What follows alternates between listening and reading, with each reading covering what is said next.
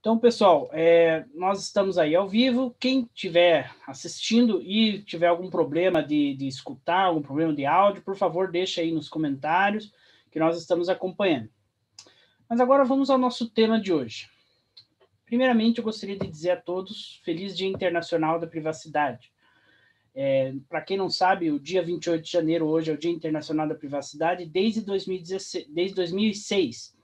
Foi lá na Europa, onde é o berço aí das principais legislações de privacidade hoje em dia, e ele foi criado para a população mundial lembrar justamente que a privacidade é um direito humano fundamental. Então a gente pode refletir, com todas as inovações tecnológicas que existem hoje, com o mundo digital que existe, a privacidade ela ainda é possível? E por que ela seria tão importante? Nós já vamos responder essa questão, mas antes de entrar no nosso tema, eu gostaria de apresentar aí a equipe, parte da equipe da Privacidade Garantida, que está aqui conosco hoje fazendo este evento. Primeiramente, eu vou apresentar a mim mesmo. Eu sou advogado com experiência em direito digital, proteção de dados, sou consultor jurídico em privacidade certificado pela empresa Exim, no PDPF. Faço pós-graduação em Direito Digital e Proteção de Dados pela EBRAD e sou membro dos comitês jurídico e de conteúdo da Associação Nacional de Profissionais de Privacidade, ANPPD. Eu vou falar hoje sobre como a privacidade ela é importante na prática da empresa, tanto aspectos de imagem, do financeiro. Em seguida, eu apresento a Ruth Armelin, que é advogada, especialista em proteção de dados, com pós-graduação em Direito Empresarial pela PUC, diretora de Educação do Instituto de Direito Digital do Vale do Paraíba, coautora de diversos livros, como Lei Geral de Proteção de Dados, comentada artigo por artigo, na JusPódio, comentários à Lei Geral de Proteção de Dados pela editora Almedina, e ela também é membro da NPPD e certificada pela Exim, o PDPE, Privacy and Data Protection Essentials, pela Alume FGV, pela Fundação Vanzoli e pela Opus Bloom Academy em Lei Geral de Proteção de Dados. Então, boa noite, Ruth, tudo bem? Boa noite, João, tudo bem? Muito feliz de estar aqui nesse dia especial para todos nós que estudamos, trabalhamos com proteção de dados, privacidade. Estamos aqui para contribuir um pouquinho nesse dia tão especial para a gente, trazer um pouco de informação. E eu quero que vocês fiquem abertos, quem quiser fazer perguntas aí para o chat, o João vai passando para a gente. Obrigada, boa noite, Liga também. Então, a Ruth vai falar hoje do passo a passo para a implementação da LGPD e, por fim, falando sobre os principais gaps de segurança e as respostas adequadas, nós teremos Vinícius Schilliger, que é engenheiro da computação pela UEL, mestrando em Direito pela UEL também, coautor do livro Inteligência Artificial Aspectos Jurídicos, da editora JusPódio, e também é consultor e gestor de projetos de implementação da LGPD. Boa noite, Vinícius. Boa noite, tudo bem com vocês? É uma grata satisfação estar aqui nesse dia de hoje. É um dia muito especial para cada um de nós, para aqueles que trabalham na área, para aqueles que estudam. É um dia muito importante mesmo. Nós estamos vendo um cenário no Brasil de cultura de privacidade avançando cada vez mais, e esse evento ele é primordial para os tempos que nós estamos vivendo. Então, é uma alegria muito grande estar com vocês aqui nessa noite. Bom, então, feitas as apresentações, vamos iniciar os temas de hoje. Gostaria de falar um pouquinho aqui sobre o impacto da privacidade na imagem no financeiro das empresas. Veja, nós não precisamos falar aspectos tão teóricos, aspectos tão históricos, se a gente vê que, na prática, a privacidade tem se mostrado algo muito importante para as empresas. Então, respondendo ao questionamento feito acima, a privacidade ela não só é possível, ela é algo de suma importância para a convivência hoje em dia. É fato que a questão principal é que o nosso conceito de privacidade ele se alterou ao longo da história. Então, uma rápida retomada aqui, no século XIX, nós tínhamos aquela privacidade de direito individual, do sigilo postal, sigilo telemático, não ser incomodado nos seus afazeres domésticos, nas suas coisas íntimas. Porém, hoje em dia, essa privacidade assim mais íntima, ela continua importante, mas ela não é suficiente. Nós temos um fluxo informacional que é muito grande. Hoje, o principal ativo das empresas são as informações, né? Basta ver que as maiores organizações do mundo, a Apple, Amazon, Microsoft, Google, Facebook, elas são justamente as maiores porque elas tratam muito bem, ou de uma forma muito estruturada, informações, diversos tipos de informações, dentre elas pessoais. Então, esse fluxo informacional tão grande, ele é chamado de Big Data. Nós estamos aí, esse Big Data tem um processamento de informações na casa dos yottabytes, ou seja, são 25 dígitos acima dos 24 dígitos acima dos bytes. É algo realmente astronômico, a gente nem consegue trazer para a nossa realidade prática. E nesse contexto, a privacidade era entendida não apenas como proteção da intimidade, mas como direito à autodeterminação informacional. Muito além de dar o consentimento para uma empresa tratar os seus dados, usar sua imagem, muito além de ter a sua intimidade protegida, hoje nós precisamos ter um controle sobre esse fluxo informacional, porque ele diz respeito a quem nós somos, a nossa atuação na sociedade. E, diante desse novo contexto, existiram uma série de regulamentações ao redor do mundo, principalmente na Europa, e a partir de 2018, a LGPD no Brasil, fazendo crescer a preocupação tanto dos consumidores, tanto dos investidores, como das próprias empresas sobre a proteção de dados. Apesar da lei existir desde 2018, a partir de 2020, realmente, é que teve aí o maior impacto, né, pela sua vigência. E a questão é a seguinte, nós não podemos encarar a LGPD como um risco apenas de gerar alguma sanção administrativa. O impacto na imagem ele pode ser muito mais imediato e muito mais relevante até do ponto de vista financeiro. Muito antes de entrar em vigor as sanções, ou muito antes de ser aplicada as sanções, essa questão da imagem pode gerar impactos. Ela influencia as escolhas dos chamados stakeholders, ou seja, aquelas pessoas interessadas na empresa, interessadas na atuação da empresa, além da própria empresa em si. Por exemplo, nós temos ali os stakeholders primários, aquelas pessoas mais conectadas com a empresa, como consumidores, investidores e colaboradores. E nós temos aqueles stakeholders secundários, que, por exemplo, são os entes estatais, aqui nós vamos destacar a ANPD, Autoridade Nacional de Proteção de Dados, temos a sociedade civil organizada, órgãos de representação de classe, representantes dos direitos de consumidores ou dos próprios titulares de dados, e os competidores da empresa. Nesse contexto, as autoridades públicas elas querem exigir o cumprimento da lei. As entidades da sociedade civil exigem o respeito aos direitos dos titulares. Os fornecedores, os parceiros comerciais, eles precisam exigir, eles não só têm que ter conformidade para eles, mas eles precisam exigir de todos aqueles que tratam dados em seu nome. Os consumidores vão acabar escolhendo, já estão escolhendo as empresas que respeitam mais os direitos dos titulares, dentre várias outras implicações.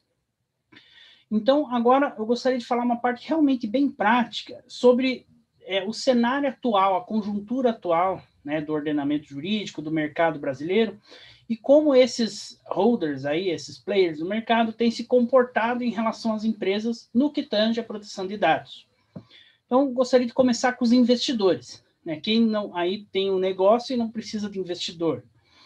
O programa Shark Tank, ele é um programa que justamente convida participantes, né, e dá oportunidade para que eles apresentem o seu negócio a um grupo de investidores, chamados Sharks, e para conseguir aportes financeiros, e tem que dispor em muito pouco tempo, são questionados, e no final tem ou não o seu investimento. No caso, no episódio do dia 28 de dezembro, ou seja, justamente um mês atrás, vocês podem ver aí no YouTube, ele está disponível, foi lá um inventor, né, um empreendedor, e falou sobre a sua inovação, que é uma máquina que ela faz o papel de promotor de vendas. Ou seja, essa máquina, mediante um cadastro que a pessoa faz, ela fornece amostras grátis, ela fica alojada ali num evento, num supermercado, enfim, onde o cliente desejar. E a questão é que se concluiu, ali após a apresentação rápida da pessoa, do empreendedor, que o uso de dados pessoais é fundamental para aquele negócio ser viável. Era mais fácil colocar um promotor de vendas pessoa física do que uma máquina, a não ser que a máquina tivesse a grande vantagem de coletar os dados. E é justamente isso um exemplo prático daquilo que a gente falou da quarta revolução industrial.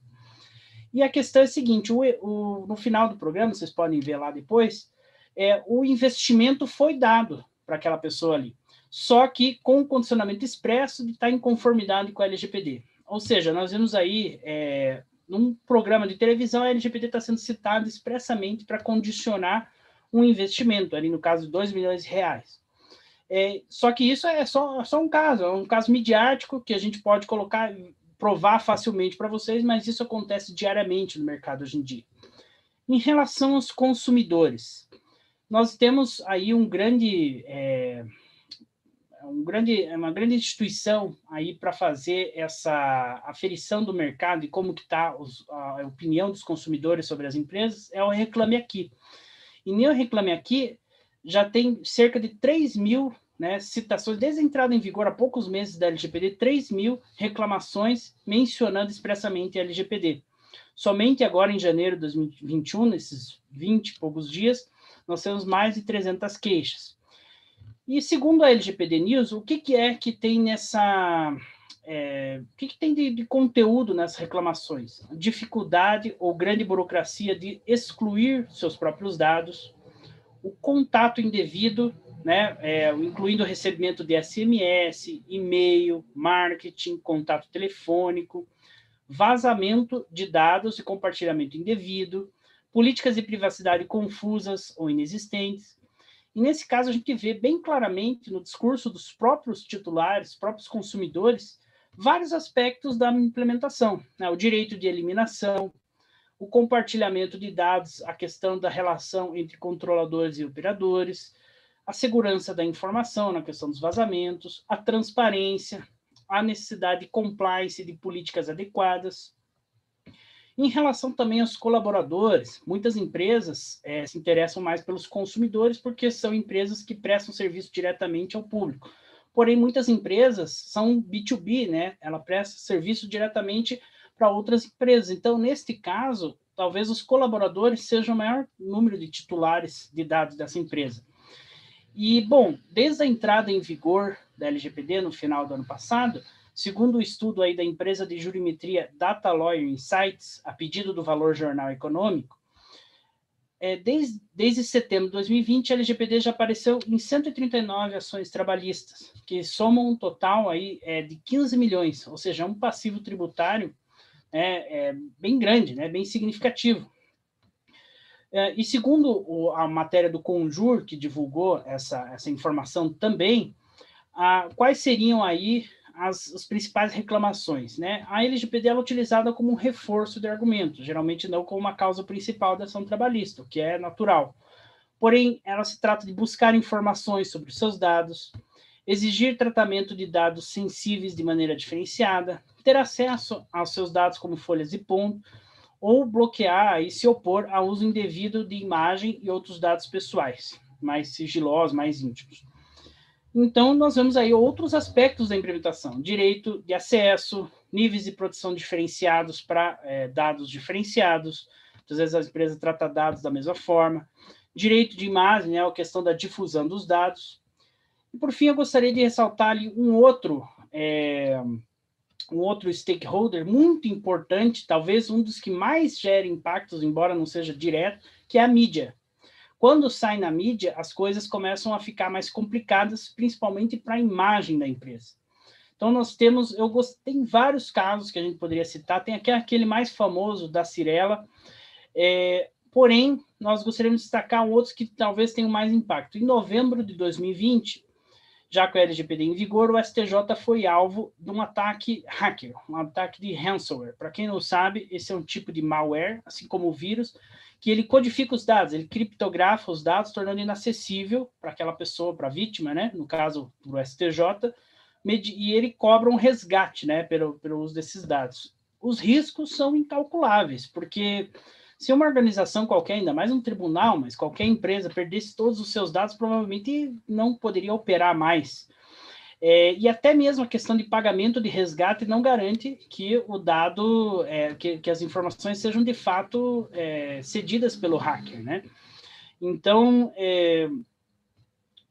caso não haja uma política sólida de segurança, como, por exemplo, por backups efetivos em tempo razoável, esse impacto poderia ser muito maior. No caso no tribunal, por mais que tenha se conseguido recuperar os dados, o tribunal ficou inativo por 6 dias. Para uma organização desse porte, já é uma grande coisa. E qual seria a lição para nós, para as empresas? A mera possibilidade de um tribunal superior ter ficado indisponível por quase uma semana já é um alerta, né?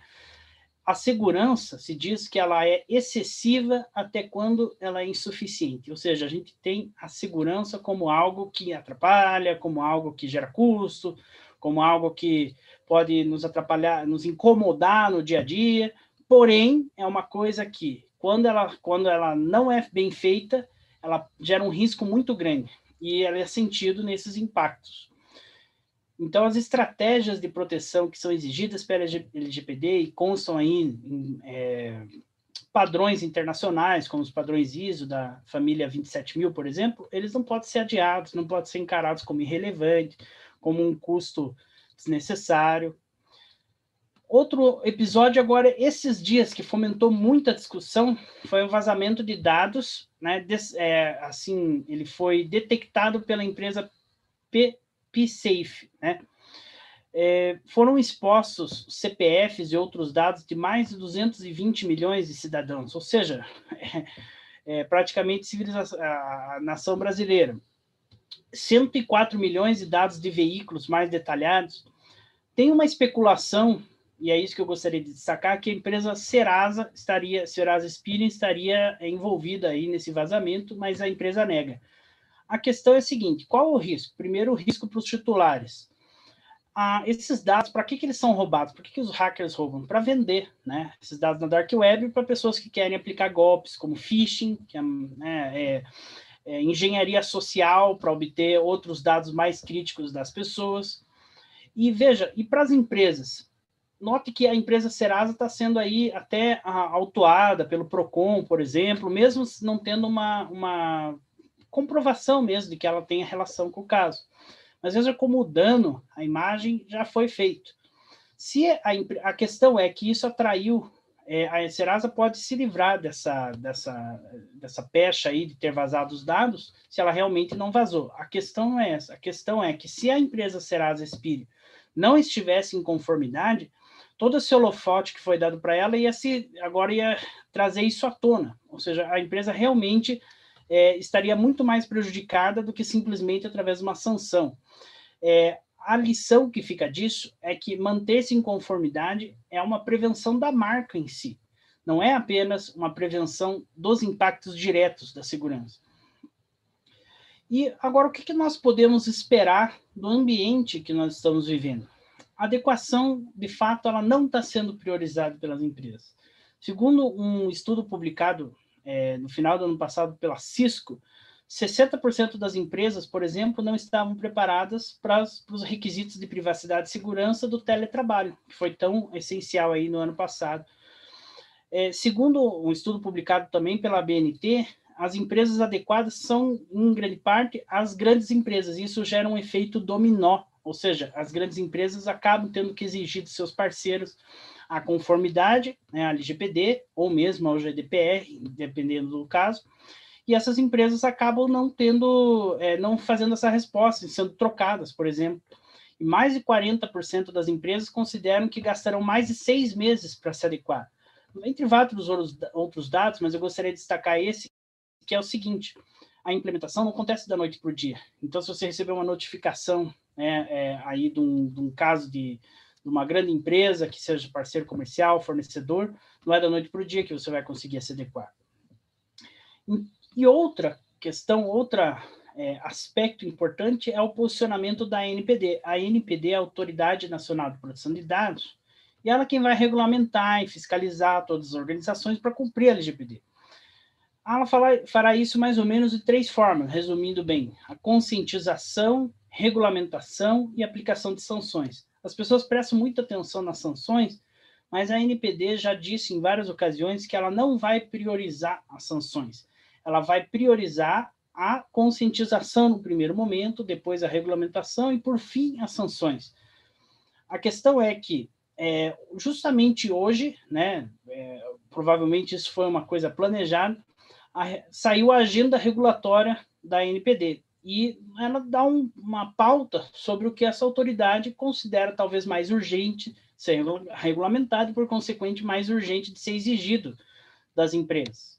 Então, a Coordenação Geral de Normatização, que é um órgão lá dentro da ANPD, diz que elaborará semestralmente um relatório para acompanhamento das iniciativas, vai avaliar a necessidade de readequação dessas iniciativas e metas, né? E há 9 itens de regulamentação divididos em 3 fases. Eu gostaria de comentar bem rapidamente aqui para a gente ter uma noção. Então, a fase 1 é para ser implementada até 1 ano, ser regulamentada até 1 ano. Então, tem ali a questão de regimento interno, planejamento estratégico da ANPD, tem adequações para pequenas e médias empresas e agentes de tratamento pessoas físicas. Isso é uma questão muito importante, porque a LGPD exige que tenha uma adequação. Por exemplo, será que precisa ter encarregado de dados em todos os negócios, até no MEI? Né? Aplicação de sanções, que é uma questão sensível, financeira. Comunicação de incidentes e prazo para notificação. E o relatório de impacto à proteção de dados. Isso até 1 ano. A fase 2, até 1 ano e 6 meses. Vai ter uma regulamentação específica para o encarregado de proteção de dados e para a transferência internacional de dados pessoais. E, por fim, a fase 3, que é até 2 anos, serão regulamentados os direitos dos titulares e as hipóteses legais de tratamento de dados. Mas, além dessa questão, como disse, além dessa questão regulamentatória, o mais importante é a conscientização, certo? A regulamentação ela é importante, mas apenas através da mudança da conscientização é que se faz realmente uma transformação em qualquer setor do mercado. A questão é que esse desafio não pode ser subestimado. A LGPD não é algo simples de implementar e uma mudança cultural não é algo simples de fazer. Na Europa já tem uma proteção de dados muito forte desde a década de 70 e até antes. E aqui no Brasil é uma questão muito mais recente. A questão é que a LGPD ela é um divisor de águas no mercado, né? E eu gostaria de encerrar na fala de hoje falando uma frase do Warren Buffett, que é um investidor muito importante aí no mercado atual. O tempo ele é amigo dos negócios excelentes e inimigo dos negócios medianos. Então, sendo a LGPD um divisor de águas, ela é uma oportunidade. Pode ser uma oportunidade para quem quer inovar e se destacar, mas ela vai ser um prego no caixão de quem realmente é estagnado e conformista. Então, com isso, eu gostaria de passar a palavra para a nossa colega Ruth, para ela falar, então, nós falamos aqui da importância da LGPD. Agora, eu gostaria que a Ruth falasse, nós gostaríamos, sobre como, então, fazer essa implementação. Obrigada, João. Muito importante essa sua introdução, trazendo a importância da LGPD. Não só a LGPD, né, mas a proteção de dados. A gente vê que já tem um cenário muito fértil de proteção de dados na União Europeia, né, há algum tempo. Estamos criando esse cenário aqui no Brasil. Vejo que esse ano, desde o ano passado, começou a se falar bastante de proteção de dados pessoais. Nós que já estamos um pouquinho mais tempo estudando e trabalhando com isso, a gente vê o quanto isso é favorável, né? O quanto isso tem se intensificado. João, só para a gente deixar alinhado, o quê? Uns 20 minutos? Isso. Que eu tenho para falar? Tá bom. Bom, eu quero trazer para vocês um pouquinho como é que, na prática, a gente pode conduzir um processo de adequação à LGPD, né, de uma empresa. É lógico que não tem como em 20 minutos a gente esgotar um tema tão complexo e profundo como esse, né? Mas o objetivo hoje desse webinar é a gente trazer alguns pontos importantes que têm que ser pensados, né, quando a sua empresa, ela está pensando... Aí, quando eu falo a sua empresa, pode ser a sua empresa, você é dono de negócio, pode você ser o advogado que está conduzindo, ou qualquer outro profissional, a adequação da empresa LGPD. Então, eu quero trazer aqui a visão macro, tá? Os aspectos principais que eu acho, que na minha opinião, não podem faltar. Logicamente, isso é o ponto número 1 que eu quero trazer para vocês, é a importância de se conhecer o negócio, né? Primeiro, qual é o tamanho do seu negócio, né? É um negócio, é um pequeno, uma microempresa, uma média empresa, uma grande empresa. A gente tem que avaliar o cenário da privacidade de acordo com o tipo de negócio. Quando a gente conversa bastante sobre implementação dos nossos clientes, né, de quem a gente da consultoria, a gente costuma primeiro, antes de tudo, conhecer o negócio em sua profundidade, né? Qual é a relação desse negócio com proteção, com dados pessoais, né? O João trouxe muito bem a questão do B2B. Às vezes a empresa ela só tem relacionamento com outras empresas, então não necessariamente ela vai ter uma face direta com o titular de dados pessoais, mas pode ser que o seu número de colaboradores e prestadores de serviço seja bem elevado e por isso haja o tratamento de dados pessoais. Isso sem falar na reação em cadeia, né? Às vezes você é um negócio B2B, mas você tem contato com fornecedores ou terceiros que tem essa interface direta com o titular de dados e numa cadeia até de responsabilidades pela lei, você pode ser responsabilizado nesse sentido. Então, entra também uma preocupação com aqueles que você está tendo relações, né? Estabelecendo relações jurídicas, da preocupação com a conformidade dessas outras empresas, que também foi um ponto muito importante que o João trouxe, de que as grandes empresas elas começaram até antes de LGPD, né? Elas têm que se adequar muitas vezes ao regulamento europeu, outras legislações internacionais, para que elas continuem fazendo negócio, e isso implica numa reação em cadeia das pequenas e médias empresas que fazem fornecimento ou têm interface com essas empresas grandes. Então, não adianta você focar apenas que você não tem titular de dados diretamente relacionado, sendo tratado com você, então você não precisa se preocupar com isso. Eu acredito que todos que estão assistindo têm bastante consciência da importância da proteção de dados pessoais. Bom, mas vamos lá. Conhecemos o negócio, é um negócio pequeno, é um negócio médio, é um negócio grande. Qual é a relação e a importância dos dados pessoais para essa empresa, né? Qual o ramo de atuação? Além da LGPD, a gente fala que a LGPD ela traz o conceito de autorregulação regulada, e é muito importante a gente observar legislações setoriais também. Então, se a gente está falando do ramo de saúde, da educação, marketing digital, e tantos outros setores que a gente tem, nós temos as regulações setoriais, regulamentações setoriais, que serão de extrema importância num cenário de LGPD. A gente vê que a LGPD é uma lei transversal, né? Então, ela atinge não só, todos os setores, inclusive o público, nós temos um capítulo dedicado ao setor público da LGPD, e também dentro da empresa em todos os setores, né? Então, é muito importante que seja observado também a legislação setorial.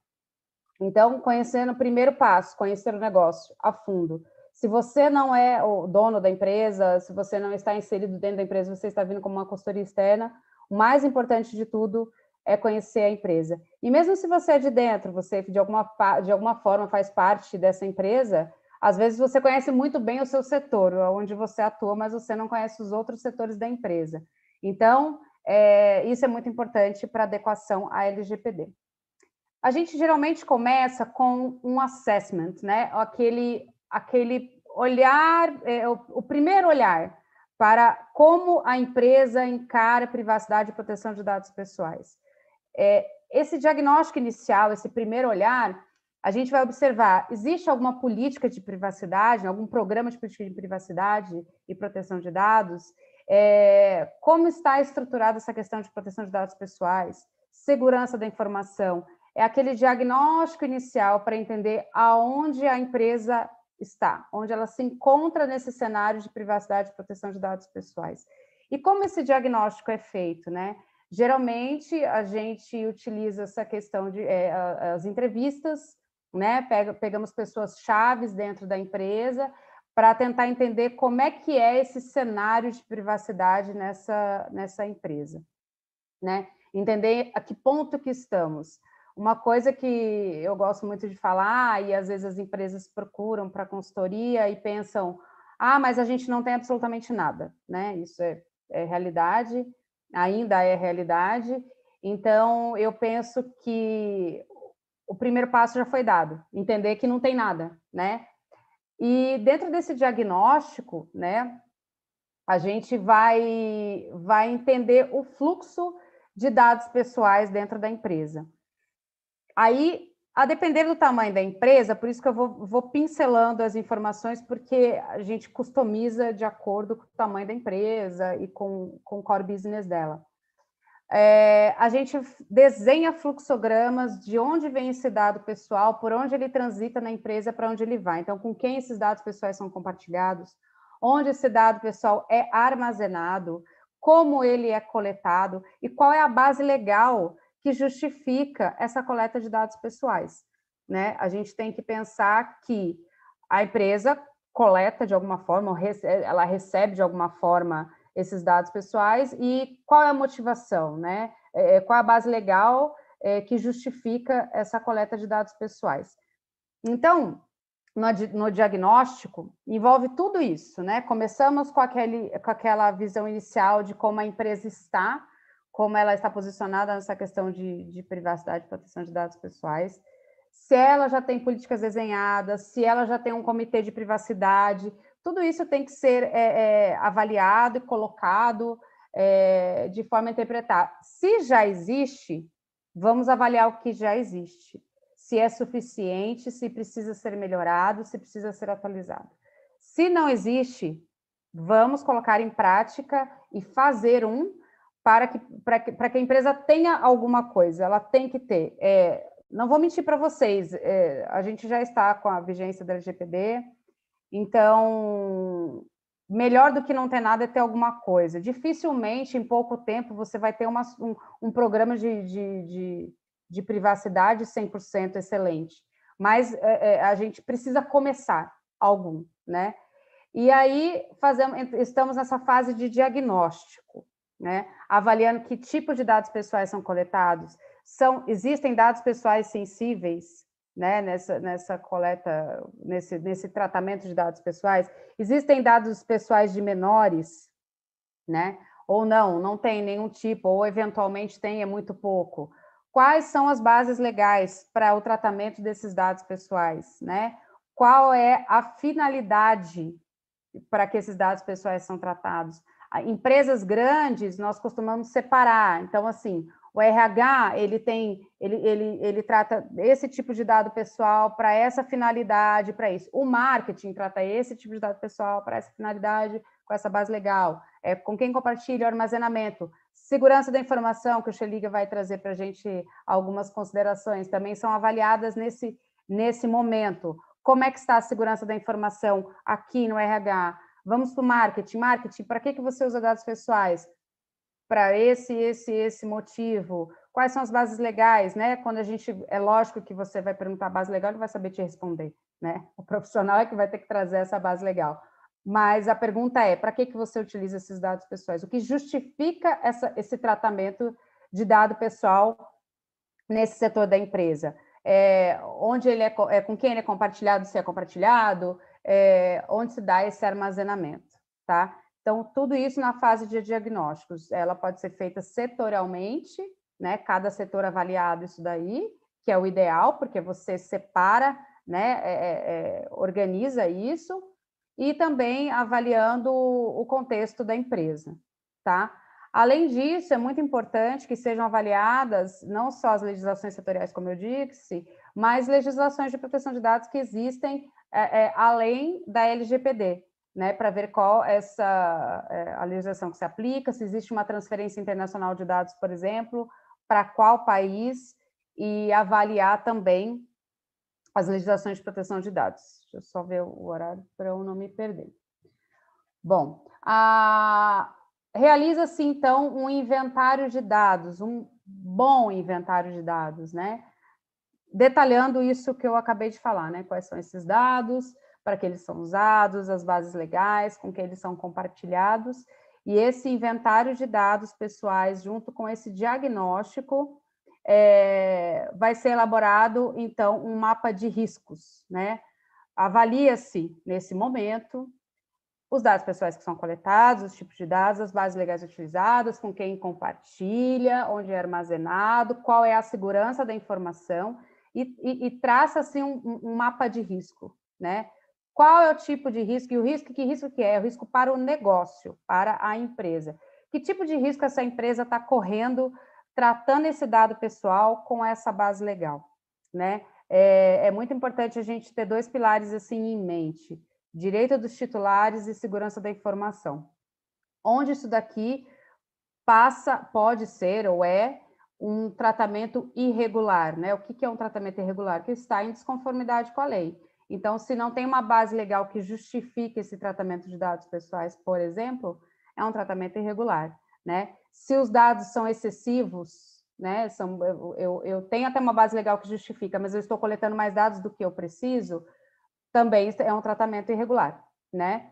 E também a questão da segurança da informação. Eu tenho uma base legal que justifica, meus dados pessoais são coletados corretamente, mas eu deixo a desejar na questão de segurança da informação. Então, também existe um risco nesse sentido. Eu não posso também deixar de falar para vocês a questão da prestação de contas, né? Nós temos um princípio muito importante da lei, né? Da responsabilização e prestação de contas, o accountability, de que existe uma obrigação do controlador de prestar contas de todas as suas ações, de tudo aquilo que é feito, né? De todas as ações com relação ao tratamento de dados pessoais. Então, isso também tem que ter um olhar sobre isso. Ah, não, isso aqui, a base legal que a gente utiliza, por exemplo, é o consentimento. Tá, você tem isso armazenado em algum lugar, né? Esse consentimento, além de ser coletado da forma devida, você tem a governança de para onde ele está indo. Quando esse titular eventualmente, se utiliza a base legal do consentimento, revogar esse consentimento, eu vou conseguir fazer com que esse consentimento seja revogado e parar de tratar esses dados pessoais. Então, tem que ter um olhar diferenciado para isso também. Então, a gente elabora esse mapa de riscos, né? Levando em consideração que o mapa de riscos ele não é só uma questão financeira, né? Financeira propriamente dita, né? Numa visão crua financeira. É uma visão também, como o João trouxe para a gente, do quanto isso abala a reputação. É óbvio que vai trazer um retorno também, um prejuízo financeiro futuramente, porque a reputação vale muito para uma empresa. Mas tem que ter esse olhar diferenciado também, né? Da reputação, porque esse risco, qual é o risco do negócio de ter um tratamento indevido e irregular aqui? E gosto muito de ressaltar também que às vezes as pessoas se preocupam muito com ataques externos, né? Ataque de hackers, etc.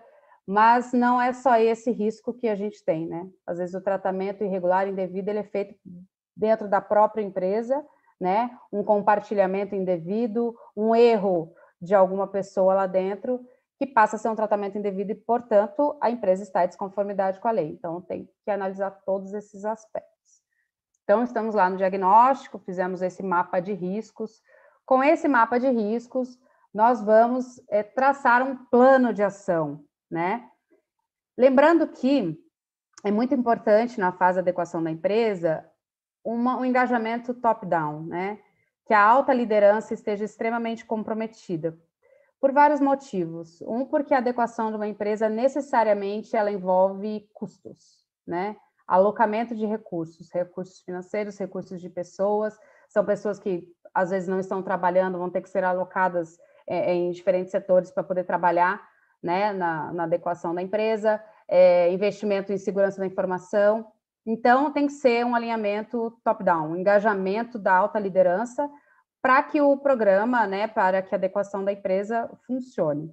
Então, você desenhou esse mapa de riscos, você traz para a alta liderança para que ela aprove, né? E não só aprove, para que ela decida, porque não deixa de ser uma decisão de negócio, né? Você aponta o risco que a empresa corre, é um risco muito alto, médio, baixo, e aí vem uma decisão de negócio, uma decisão da alta liderança, se ela vai tomar ou não vai tomar alguma atitude com relação àquele risco que ela está correndo. E, a partir disso, você elabora um plano de ação, né? Nós avaliamos que existe uma lacuna, né? A gente fala um gap ali, né? Que a empresa tá com um risco ali, e como a gente faz para mitigar esse risco, né? Existem várias estratégias, a depender de onde está sendo esse tratamento de dados pessoais, em que área da empresa, quem está tratando, quem são as pessoas envolvidas nesse tratamento, a gente traça um plano de ação com um prazo para implementação, né? E para mitigar esses riscos. Também costumamos dizer que não existe risco zero. Risco zero é fechar a empresa e não tem risco mesmo. É igual estar vivo, né? Saiu de casa, acordou, você está correndo risco. Então, a mesma coisa do negócio. Trabalhamos com mitigar risco e dar continuidade ao negócio. Gosto muito de falar que a LGPD, às vezes, as pessoas ficam muito temerosas. A LGPD vai acabar com o meu negócio. O intuito da LGPD não é esse, né? A LGPD trouxe regras claras. Se a gente pegar um dos fundamentos da lei, inovação, desenvolvimento, a lei ela vem com um viés de prosperidade para os negócios, né? Trazer as regras claras para o que está sendo feito com os dados pessoais. Então, traçamos esse plano de ação, vamos executar este plano de ação, né? Colocando em prática aquilo que está sendo, que foi desenhado. E uma parte super importante da adequação da empresa chama-se treinamento e conscientização. A gente sabe que o elo mais fraco são as pessoas, né? Mais fraco e mais forte. A cultura é a parte mais difícil. Mudança de cultura, mudança de hábito, mudança de comportamento, do comportamento humano é uma coisa muito difícil. Então, a conscientização, o treinamento é algo extremamente importante, né? A gente geralmente orienta para que se façam workshops, e não qualquer workshop, não é um workshop qualquer, LGPD é isso, tratamento é aquilo, e aqui são os riscos, não. Um workshop customizado. Lembra quando eu falei no começo, né, da minha fala, de que o importante é você conhecer o negócio, e é a mais pura verdade. Você faz um workshop customizado para aquela empresa, com exemplos práticos daquilo que acontece no dia a dia, na rotina, aquilo que que a gente sabe que é uma fraqueza e que a gente pode fazer, adequar contratos, instrumentos contratuais, colocar os melhores recursos tecnológicos. Se as pessoas não tiverem a cultura da proteção de dados pessoais, essa importância do que é isso para a empresa, né? Entender que o dado pessoal é um ativo para a empresa e o tratamento dele da forma correta para a prosperidade e sustentabilidade da empresa. Então, o treinamento, o workshop de conscientização é extremamente importante. Todas as pessoas devem ser treinadas, né? Um treinamento customizado, um treinamento, assim, profundo, com exemplos práticos, é super importante. E colocamos, então, implementamos esse plano de ação, fizemos esse workshop de conscientização, traçamos algumas estratégias. Tem um outro... Eu estou um pouco perdida no tempo, João. Tenho o quê? 5 minutos? 5 minutos? Sim? Tá. E aí tem uma parte mais importante, né? Não tem parte mais importante, tão importante quanto, que é o monitoramento, né? A gente monitorar. A empresa é um organismo vivo, né? Pessoas entram, pessoas saem, colaboradores entram, colaboradores saem, clientes entram, clientes saem, clientes dão consentimento, clientes revogam o consentimento, a base legal muda, né? Às vezes não preciso mais, não tenho mais essa base legal justificando esse tratamento de dados pessoais, mas passo a ter outra. Então, a gente tem que entender que a empresa é um organismo vivo. E para que a empresa esteja adequada, ela tem que ser constantemente monitorada. Estabelecer uma periodicidade para a monitoria dessa empresa, desse programa de adequação da empresa, para que seja revisto, né? Ter políticas escritas, mas não só escritas, vividas pela empresa, política de privacidade, política de segurança da informação e outras políticas que vão ser desenhadas nesse processo de adequação. E sempre com a monitoria, sempre com essa revisão, com essa periodicidade, né? Considerando que as empresas são organismos vivos e elas precisam estar atentas a essa mudança, porque às vezes algo que não é um risco alto num certo momento passa a ser um risco alto em outro momento, e a gente tem que estar atento a isso, né?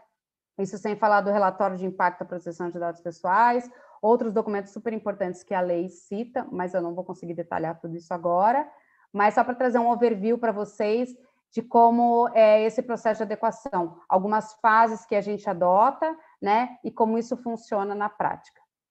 Bom, gente, eu vou passar a palavra para o João de volta, e espero que tenha contribuído aí com vocês um pouquinho com esse overview de como é a adequação das empresas na prática, tá bom? Vai lá, João. Seu microfone tá travado, tá no mudo, João. Desculpa. Realmente agradeço a sua explanação, todos aqui agradecem, o pessoal está elogiando aqui nos comentários. Eu só gostaria de ressaltar um ponto específico, né, dessa colocação, de toda essa exposição que você fez, é que realmente a LGPD não veio aí para acabar com as empresas, né? Claro, se a empresa não der a mínima para a LGPD, pode ter prejuízos, mas a LGPD ela está aí para proteger os direitos dos titulares. O grande centro aí da LGPD são os titulares de dados, e a própria INPD aí nas suas manifestações vem reiterando várias vezes que a conscientização, ela vai se pautar pela conscientização muito antes de aplicar sanções, etc. Mas, e aí nós vemos aquele aspecto que é o seguinte, não basta não basta ter privacidade se não tiver segurança da informação. Né? A segurança da informação, ela existe sem privacidade, mas a privacidade não existe sem segurança. Então, com isso, eu gostaria de começarmos aí a indicar a palestra do Vinícius Cheliga, que vai falar aí sobre a conjuntura da aplicação aí da segurança, a sua importância e os principais gaps, as formas de fazer frente a esses gaps nas organizações. Então, eu desejo uma boa noite a cada um de vocês. Uma alegria muito grande estar aqui. E para esse momento, é um tempo curto, mas é um tempo que dá para explicar bem. O tripé, eu acho que são 3 pontos importantes que eu quero trazer aqui para vocês, para ficar de uma maneira mais clara, mais sucinta, qual que é o papel da segurança da informação. Então, diante da realidade, eu vou trazer de uma maneira bem prática, então não vou trazer muita teoria, muita coisa, então vou de uma maneira bem prática. Então, eu vou colocar em 3 pontos aqui que são muito importantes, eu vou explicando cada ponto para cada um de vocês, que é a segurança em relação ao cliente, a confiança interna e a parceria com os terceiros, com os contratados e com o restante que está em volta. Então, vamos para o primeiro ponto, que é a segurança para o cliente.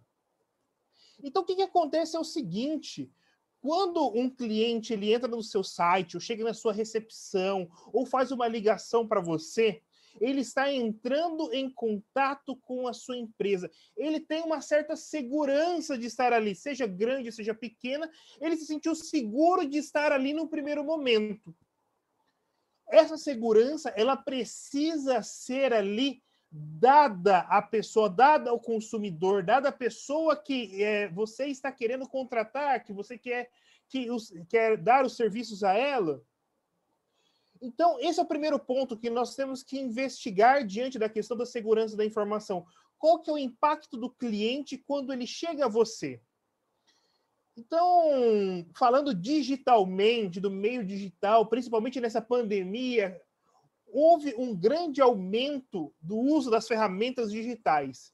E aqui nós estamos falando o uso de aplicativos e o uso do site, o uso dessas tecnologias que facilitaram para que os clientes eles chegassem a cada uma das empresas, cada um de vocês.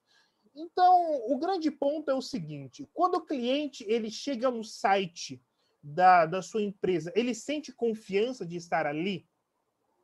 Existem alguns pontos que eles são primordiais diante de um site. Por exemplo, se você entra num site e lá no canto o seu navegador fala que é um site inseguro, que não tem certificado SSL, esse é o primeiro impacto que o cliente tem em relação ao seu site. Fala assim, poxa, mas o site dele não é seguro, não tem segurança, o que está acontecendo aqui?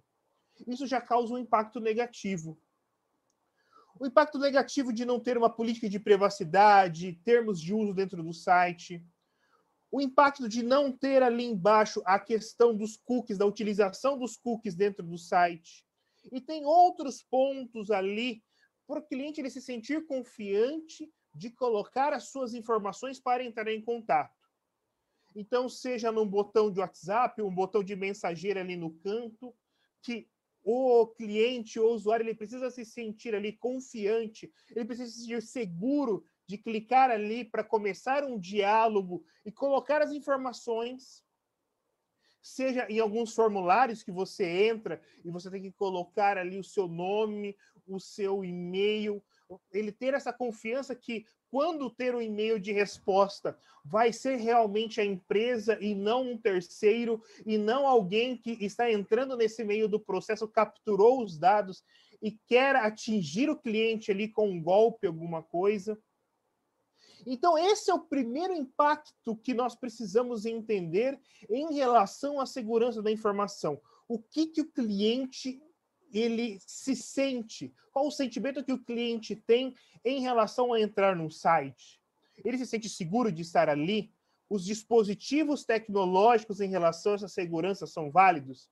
Isso eu estou falando de um ponto de vista do cliente, porque tem um ponto de vista de trás do cliente, que é como você está resguardando esses dados. E aqui entram pontos muito importantes, como, por exemplo, aonde está hospedado o seu site? Como está fazendo essa captura de leads? Para onde está indo? Se você está utilizando um sistema interno, externo, para onde está indo? Se você está capturando mais dados, para onde estão indo esses dados? Existe, para onde você está capturando, existe um backup desses dados? Se, por exemplo, colocamos situações hipotéticas, mas se, por exemplo, uma empresa dessa de hospedagem, acontece alguma pane elétrica, alguma situação, alguma intercorrência, ela tem um backup de um outro data center, de um outro lugar que dê essa segurança para continuar, algum gerador, porque nós sabemos que, às vezes, nós nos retemos ali na questão de proteção de dados, mas quando nós falamos de segurança da informação, é um aspecto muito maior. É nós darmos, por exemplo, a disponibilidade do nosso site 24 horas por dia, 7 dias por semana. Imagina, por exemplo, um cliente que queira acessar o seu site, ele entra e está lá o site indisponível. É prejuízo para a empresa. E isso nós estamos falando também de segurança da informação, nós estamos falando da disponibilidade dos dados. E se acontece, por exemplo, um ataque hacker, algum hacker tenta acessar esse local de hospedagem, essa empresa ela tem os dados para fazer o backup? De quem que é a responsabilidade do backup? Porque às vezes você assinou um contrato e a responsabilidade do backup ela não está na empresa de hospedagem, ela está sobre sua responsabilidade, a responsabilidade da empresa. Então, são situações e situações que elas devem ser analisadas já nesse primeiro ponto de contato com o cliente, de contato com o usuário, seja na frente do cliente, com os protocolos que dê segurança para o cliente iniciar o contato, seja por trás, seja na questão tecnológica de onde está sendo hospedado, onde está sendo armazenado, os cookies e outras questões de segurança, para onde está sendo transmitidos os dados, se o software que você usa para gerenciamento de leads, se ele tem essa questão ali de backup, para onde está indo, se é um servidor no Brasil, se é um servidor no exterior, aonde no exterior, quais legislações no exterior estão sendo atingidas por causa dessa situação. Então, nós fechamos aqui rapidamente nesse primeiro ponto voltado para o cliente, voltado para o usuário, nessa questão de segurança. O usuário precisa se sentir seguro para entrar em contato com você e a sua empresa. Vamos para o segundo ponto, que é o ponto da confiança. É preciso gerar confiança dentro da empresa para com os funcionários. Os funcionários eles precisam sentir-se confiantes uns com os outros. Por exemplo, o estagiário ele tem o mesmo número de acessos ali a arquivos, a repositórios, a arquivos importantes, secretos, contratos do que o gestor, o presidente da empresa, o gerente da empresa.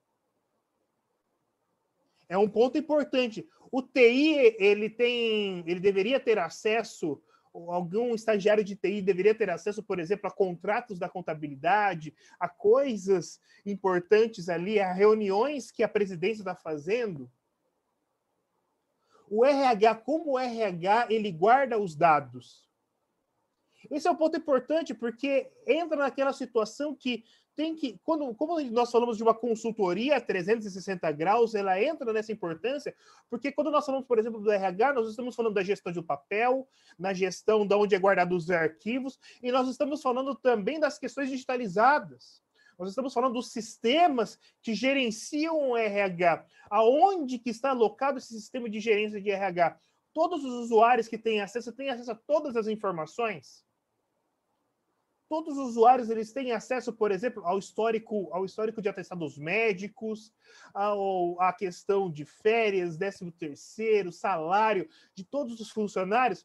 Você entende que a questão de confiança dentro da empresa ela pode ser quebrada se um colaborador souber o salário do outro colaborador? São relações de confiança ali que podem ser quebradas. Nossa, mas ele ganha tanto a mais do que eu e nós fazemos praticamente o mesmo trabalho. Por que acontece isso daqui? Nossa, por que o TI ele ganha 10 vezes mais do que eu na contabilidade aqui? Isso nós estamos falando que pode haver um problema desde o papel, um olerite que deu um problema, há também acesso ao sistema de RH que deu essa abertura, esse acesso à informação. Então, internamente, nós precisamos também falar desta confiança entre os colaboradores. Confiança em que um usuário ele não pode ter acesso à senha do outro. Por exemplo, chega o gerente e fala assim, olha, eu estou aqui em casa, não estou conseguindo acessar o sistema, está aqui meu usuário, minha senha, faz esse trabalho aqui para mim, estagiário, porque eu não estou conseguindo acessar agora, é muito importante. Às vezes, assim, há nessa expectativa, há nessa, entre aspas, tentação de você ter ali todo o acesso que o gerente tem. Às vezes vai clicando numa coisa, já cai numa outra tela, e vai navegando e vai indo. E aquele estagiário que inicialmente, por questão de segurança, num negócio que foi desenhado, bonitinho, que falou, estagiário só acessa até aqui, pleno acessa até aqui, gestor acessa até aqui, diretor acessa até aqui, o estagiário ele tem acesso ao que o gerente de TI ele tem acesso. Então, nós estamos falando de uma quebra de confiança. Nós estamos falando de alguém que não deveria ter acesso a uma informação, tendo acesso a uma informação. Essa pessoa, ela tem... Aí nós voltamos lá na parte jurídica. Será que o estagiário ele tem um contrato de confidencialidade para quando ele visualizar ali uma informação que é de suma importância, ele não deveria falar para outra pessoa? Às vezes, o estagiário, por ter acesso mínimo, ele não teria necessidade dessa cláusula. Mas como ele teve acesso aos dados do gestor, ele pode falar dentro da universidade, dar o exemplo, e dar uma aula com o professor, falando assim, mas na minha empresa corre dessa maneira, aconteceu isso, aconteceu tal caso aqui lá na empresa onde eu estagio. Então, são todas questões que nós precisamos ir fechando brechas. As brechas, elas muitas vezes, elas passam pela tecnologia, mas elas não são propriamente tecnológicas. Então, eu fui dando alguns exemplos de alguns setores, de algumas coisas, para nós fecharmos essa questão tecnológica que entra nesse segundo ponto, de confiança entre os colaboradores, de confiança ali do financeiro com o TI, do RH com o almoxarifado e assim por diante.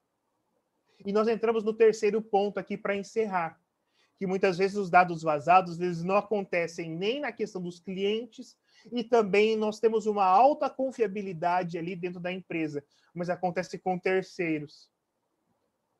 O terceiro ele tem acesso à sua base de dados? Como você está transmitindo dados para esse terceiro? E é importante nós compreendermos que, enquanto empresas, nós necessitamos de terceiros. Poxa, se você quer hospedar um site, você precisa fazer um contrato de hospedagem, que vai ficar muito mais em conta. Às vezes, dentro de um TI, você terceiriza o TI. Às vezes, dentro de uma contabilidade, você terceiriza a contabilidade. E em nenhum momento nós estamos aqui, vamos falar assim, falando mal, demonizando esse tipo de situação. Não! Nós estamos falando que a partir do momento que nós utilizamos estratégias como essas, nós precisamos, enquanto empresa, criar uma sintonia de parceria e dar segurança através dos contratos e também na questão tecnológica, que o terceiro não vai ter acesso a toda a sua base, que vai ter acesso somente à questão específica ali que ele precisa acessar. Que o terceiro, ele a gente tem uma cláusula de confidencialidade que ele não pode revelar os seus dados para terceiro, para um outro, um quarto, um quinto, um sexto. Porque, enquanto empresa, nós não trabalhamos sozinhos. Nós sempre temos algum cliente, nós sempre temos os colaboradores internos e sempre nós temos as pessoas em nossa volta, empresas que nos auxiliam, seja web designer, seja hospedagem, seja contabilidade, seja RH, seja o médico de segurança do trabalho, seja TI terceirizado, seja o DPO terceirizado, seja uma consultoria não somente de LGPD, mas outras consultorias que vêm fazer vai ter um acesso na sua empresa, vai fazer alguma conformidade dentro da sua empresa. Então, uma empresa ela não é uma ilha, ela depende de outras empresas caminhando lado a lado. E é preciso ter uma questão de parceria e uma questão de segurança também para que se resguarde. E você também passe a segurança para o terceiro, que os dados que porventura esse terceiro ele compartilhe com você, ele vai estar bem seguro, que ele vai estar protegido por senha, somente a pessoa específica vai ter esse acesso. Você passa a segurança para o terceiro e o terceiro passa essa segurança para você. Então, resumindo os 3 pontos: segurança para o cliente. O cliente precisa se sentir seguro quando entra no seu site, quando vai mandar ali uma mensagem para você, quando vai iniciar o chatbot, quando vai digitar os seus dados para fazer uma intervenção através de um formulário e ter uma resposta. Então, esse é o primeiro ponto. No segundo ponto, a confiança entre os colaboradores. Um colaborador precisa confiar no outro. Um setor precisa confiar no outro. É preciso estruturar o acesso aos dados para que cada um acesse os seus dados específicos, seja pela questão do setor, seja pela questão hierárquica. E o terceiro ponto, a parceria com os terceiros, ser parceiro com os terceiros, proteger os dados do terceiro e exigir também que esses terceiros protejam os seus dados. Então, na questão de segurança da informação, para dar esse resumo, para dar assim um briefing, para contar um pouquinho daquilo que era segurança da informação, era isso que eu queria trazer para cada um de vocês hoje. Eu devolvo a palavra para o João. Muito obrigado pelo espaço. Nós que agradecemos, Vinícius, a sua excelente colocação.